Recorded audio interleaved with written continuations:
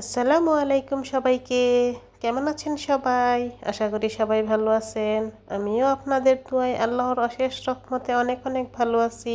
দুপুর 12টা বাজে আর 12টার দিকে আমরা রেডি হইয়া বের হইয়া যাইতাছি ওনারে ডাক্তার দেখামো, ডাক্তার দেখানোর উদ্দেশ্যে। তো প্রত্যেকটা সময় ওনারে নিয়ে বের হইলে বিশেষ করে এই জায়গা দিয়া যদি যাই তাইলে ওনার এইখানে দাঁড়ানো লাগবই। আর উনি বিশেষ করে দাঁড়াইব শুধু এইখানে তরমুজ খাওয়ার লাগি, আর অন্য কোনো জুস যে খাই ওইগুলা না, মাত্র তরমুজই খাইব। ওনার যে মাশাল্লাহ তরমুজটা এত পছন্দ যা বলার বাহিরে। তো এদিক দিয়ে আমি ওনারে বলছিলাম যে শুধু তরমুজ দেন, তো উনি বলতেছে আগের বারও তো আফা শুধু তরমুজ নিয়েছিলেন। তখন ভাইজান রে বললাম যে আমার এই ছেলে তরমুজ লাভার, ওনারে শুধু তরমুজ দিলেই চলে, আর অন্য কোনো কিছুই উনি খাইব না। আর এই যে তরমুজটা কিন্তু উনি দিয়াও দিছে। তো এইটুকু তরমুজের দাম নিছে মনে করেন 100 টাকা। আর 100 টাকা যদি এইটার মধ্যে মনে করেন দিতাম তাইলে কিন্তু বাসার মধ্যে ছোটখাটো একটা তরমুজ নেওয়াই যাইতো। তো যাক, মনে করেন বাসারটা ওইখানে নিয়ে তুলনা দিলে তো চলতো না। তো গাড়িতে কিন্তু ইটা বৈশাও গেছি, পিছে এনে একজন আফাও গেছে।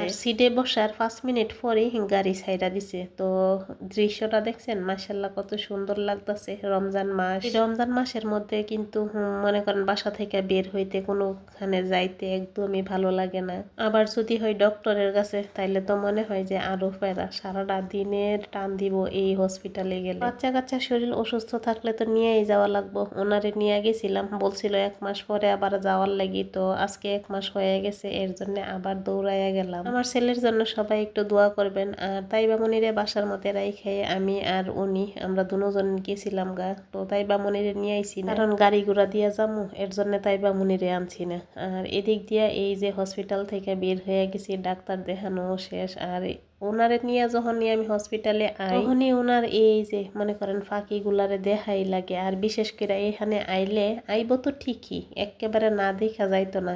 এই জায়গার মধ্যে আওয়ার পর কি করব জানেন, এই যে একটা না একটা কিছু নেওয়ার লাগে এত পরিমাণ কান্নাকাটি করে যা বলার বাহিরে। আমি হসপিটাল থেকে বের হইয়া একেবারে ডাইরেক্ট যাইতাম গাছাই, কিন্তু এই ফোলার লেগে যাইতেও পারি না। ওই ফোলা শুধু টানাটানি করে আসো যাই আসো যাই। তো শেষমেশ এইখান থেকে বের হইতে পারছি। আর বের হইতে গিয়া এত পরিমাণ কান্নাকাটি শুরু করছে, তাও আবার খরগোশ নেওয়ার লাগি। তারপর অনেকক্ষণ যাবত ওনারে বুঝাইলাম, বুঝানোর পর এই যে এদিক দিয়া গাড়িতে উঠা গেলাম। আর গাড়িতে উঠছি বলতে রিক্সাতে উঠছি আর কি। তো আমার মনটা বেশি মনে করেন ছটফট করতেছে। ওই যে তাইবা মনিরে বাসায় রাইখে আইছি, আর বড় ভাইয়ের কাছে দিয়ে আইছি। তো তারপরও আমার অনেকটাই খারাপ লাগতেছে যে শুধু তাইবা মনি কি যে করতেছে বাসার মধ্যে, অনেক টেনশনে গাড়ির মধ্যে বৈশা বৈশা টেনশন করতেছি। আর এর ভিতরে একটু একটু করে ভিডিও করতেছি। তো শেষমেশ এই যে মনে করেন অনেকটা সময় জার্নি করে বাসার মধ্যে আইসাও পড়লাম। আইসা দিয়ে তাইবা মনি ঘুমাই রইছে। এর ভিতরে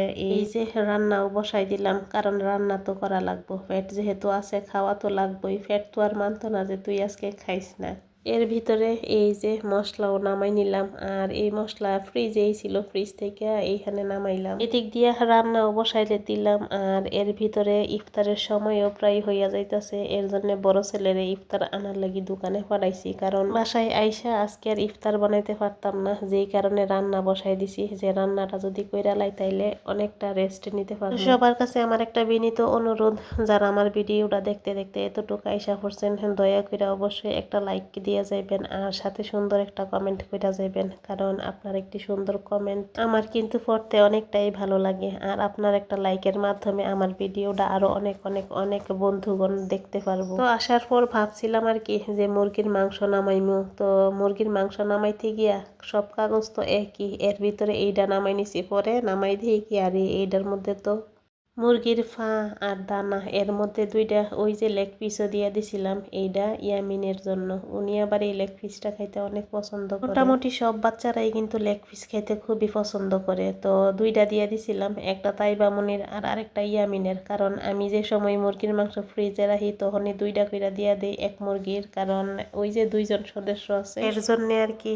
আর আলু কাটটা নিছিলাম মাছ দিয়ে রান্না করার লাগি। পরে ভাবলাম যে অনেকটা সময় এমনিতেই জার্নি করে আইছি, ভিতরে রান্না বসাইলাম, মুরগির মাংস হইব, তারপর মাছ রান্না করবো।